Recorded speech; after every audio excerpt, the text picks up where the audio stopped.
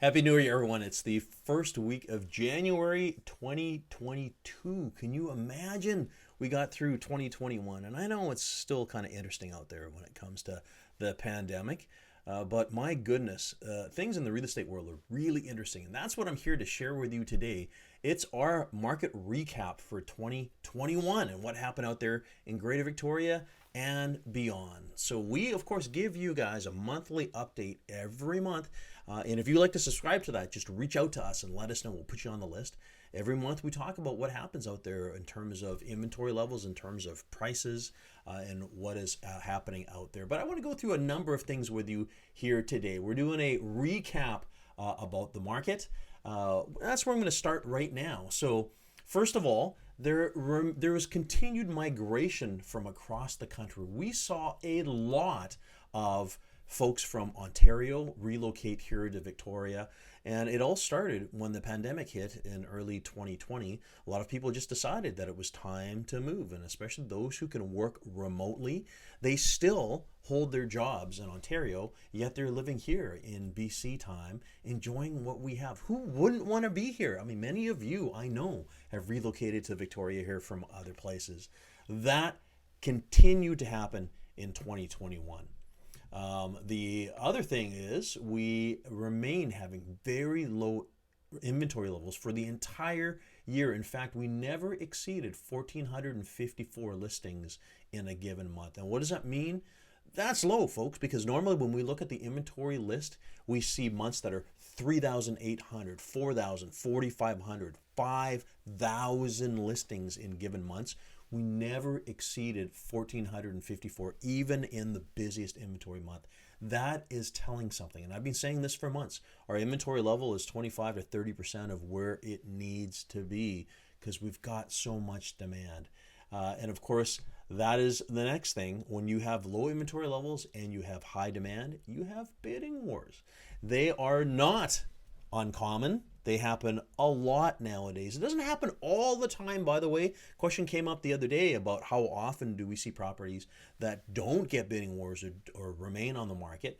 It's more than people expect. I would guess probably somewhere around 15% of properties out there take a little bit of time. Now, they sell quicker than they would in a normal market. Normal market, days on market, maybe somewhere around 60 days. Things nowadays, if it takes 30 days, it feels long because we're used to seeing multiple offers, bidding wars. Things happen within 3, 5, 7 days. So that's what happened in 2021. Now let's get into some market stats. And again, we post these on a monthly basis for you here, so I'm not going to go granular with you right now. What I do want to show you is one of the charts that I always enjoy, and this is one here that talks about active listings. Now you can see this is over 2 years. So this shows you here our inventory level, as I said, is as low as ever been. It's been so low that they had to change the scale of the graph that you see there. It never started at 600. It was always higher than that, but it just shows you here we almost never went above the lowest level the year before. And again, low inventory.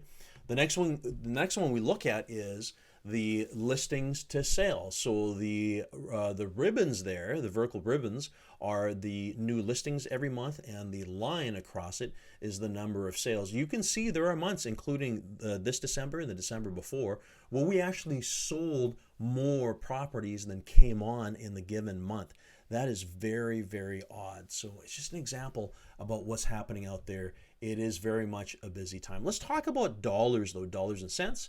This is the home price index. This is an example of a standard home and what it would be valued now relative to a month ago, 6 months ago, 2 years, 10 years ago, whatever. It's the home price index.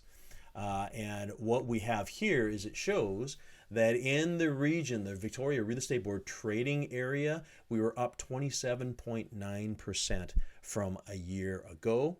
It's broken down into the core Victoria 25%, Peninsula region a little bit more, and of course the West Shore higher at 31%.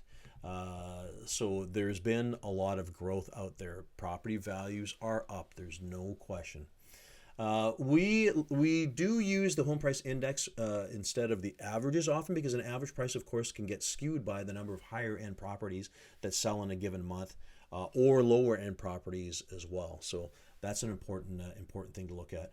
When it comes to average prices, though, so the average price for a home in Victoria, single family home in Greater Victoria, is now $1,330,847. That's a record. That's the highest it's ever been. That's up 21% on average from the year before. I was talking about inventory level a moment ago and how we never exceeded 1,454. Well, we had 652 active listings. Wow, that is really low, folks. It has never been that low. I got to tell you, it just is an example.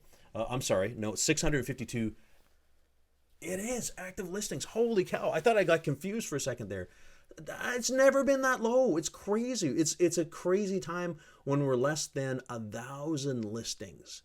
Oh, there's 438 sales that happened last month. So it just tells you there's nothing out there. And if you're wondering why, by the way, if you're wondering why there isn't more inventory, I was asked this question just the other day. It's because there's tons of people out there right now that want to move for whatever reason. They're a growing family, or they want to downsize, or whatever they want to do. They need more features of the house. They want something new. There's a lot of people out there that are like that. They know that selling their house isn't going to be too difficult, but their concern is they don't want to sell if they can't find something to buy. So there's hundreds of people out there right now just in the holding zone. They're waiting to go to market when there's more inventory there. We cannot build inventory fast enough. You think about all these developers that are out there, they're doing great work. From start to finish, from acquiring a piece of land to actually getting it available for sale, is a 2, 3, 4, 5-year process. And the fact that we did not have that inventory when the pandemic hit last year is a very clear reminder about the fact that we were lagging behind for years with inventory levels. We weren't building to our needs. This is a town of growth. We're over 400,000 people now. When I started real estate, Victoria was 250,000. This town has grown. Anyone who was born and raised here knows streets are busier now. The restaurants are busier. There's a lot more stuff here. This town is growing. That's the reason why we're seeing it go upwards. It's very much a vertical town now. We don't have expansion space. There's no place for us to go out because of the fact that we're surrounded by water on 3 sides and we got a Malahat on the 4th. However, one thing that still comes up regularly, and it came up to me the other day, is people saying, oh, foreign buyers, the foreigners are taking over. Are they, though? Let's have a look here, folks. The real estate board does actually ask licensees the origin of their buyers when a sale is made. And we publish this information on a quarterly basis. This was the 3rd quarter of 2021.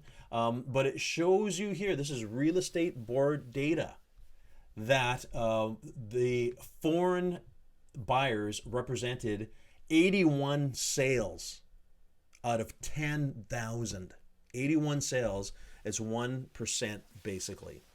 That's not a lot, guys. It's a lot less than many people think. It's broken down, by the way, on this list here. USA 51, Europe 11, Asia 7, and other 12. The rest of the sales happen from Canadians, folks. So this whole foreign influence is not a reality. It's so funny. We often talk about, I watched the video from last year. It's always good to know, were we right? Were we correct in our guesstimates? Happy to say that, yes, we generally are. And you're welcome to look at our past videos. I've been doing these monthly updates for 10 years now. So there's a lot of history there. But I've got to tell you, it's one of these things where Victoria is just a place where people want to come to, and we are not a secret. Canadians want to end up and land here.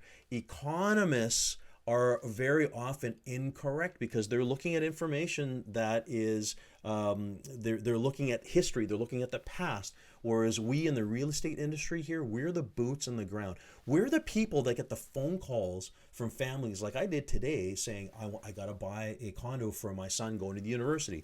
I've got to do this. These are the people that we talk to. We know who is coming here into town. So is there foreign buyers? Yeah, sure there is. I just showed you right there. But the number's really, really low. We Canadians do a good enough job of driving up this economy and this marketplace here. I want to go into some notables here just for fun as we start wrapping up. Biggest sale of the year, of course, you would have read about this in the news, was in Metchosin at $12 million. That is a new record in Greater Victoria. Never has anything sold at that point. That happened in June. By the way, that house has been on the market pretty well solid for, I think it's 10 years, like a long time. Takes a very special buyer for that. That's a lot of money. That's the all-time high ever. On the other end of the spectrum, you want to know what the cheapest house that sold. This was a non-strata freehold home. This was in Port Renfrew, of course, because Port Renfrew is still in our market area. This sold in October at $405,000. That was a little house. It's a little bit closer to town, though. If you're interested, the cheapest house in Victoria proper was this one here on Mason Street, which is right at the entrance of the McDonald's drive-through on Pandora there, right downtown. It sold in July at $550,000. That was the cheapest house sale in Greater Victoria for the year. Now, when it comes to value, yeah, we're high. We're at that all-time high of $1.3 million. We're the third most expensive in Canada. Always is that way. It's Vancouver, Toronto, Victoria. I got to tell you this, though. Maybe you've read the news recently. Adele bought Sylvester Stallone's Beverly Hills home for $58 million. And if you read this article, you're going to see that Adele bought it because it was a deal. And she, in fact, says that she could never have this level of home in London. Well, yeah, I guess that makes a lot of sense. So, hey, to each their own. $58 million, that's a steal in Beverly Hills. Imagine what they think about Victoria. Even the Vancouverites and the Torontonians think that we are a great buy. Now, what's going to happen this coming year here, guys? What's going to happen for next year? I've got here 2021. This is the market report, the forecast for 2022, though. So we're talking about next year. The forecast, inventories are going to remain low. As I mentioned to you, it's going to have to take more. More confidence from the part of people who want to buy to be able to sell first. So that's going to take a while. In order for this market to rebalance, I've been telling people for months, I would need to see 3,000 or 4,000 new listings hit the market tomorrow. And that's not going to happen. So we're going to have low inventory continuing. Interest rates and equity growth have driven and continue to drive local buyers. Now, interest rates have gone up. They've gone up a little bit.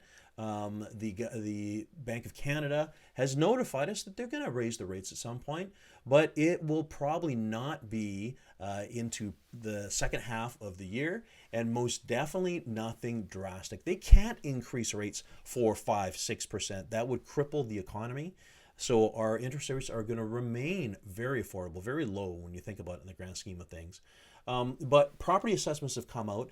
People have seen that their values are up 20, 30, 40%. That's the equity growth that people have.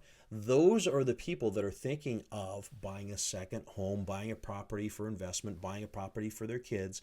By the way, going back to that whole foreign buyer thing, do not mistake investment habits of Canadians with those of foreigners, because they're not the same, right?